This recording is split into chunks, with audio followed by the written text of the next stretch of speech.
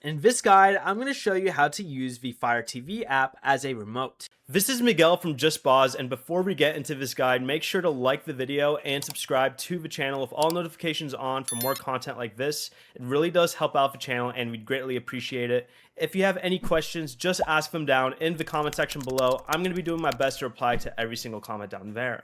First, connect your phone to the same Wi-Fi network as your Firestick. Install the Amazon Fire TV app from the App Store on iPhone or the Google Play Store on Android, then open the app and into your Amazon account if prompted. Then select your Firestick from the available devices, and a 4-digit code will appear on your TV. Enter that code in the app to connect.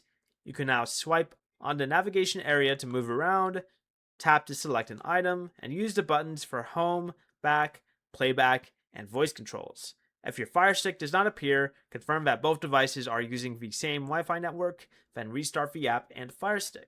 Before you leave, remember to like the video and subscribe to the channel with all notifications on for more content like this. It really does help out the channel and we'd greatly appreciate it. And if you did have any questions, just ask them down in the comment section below. I'm going to be doing my best to reply to every single comment down there. Peace.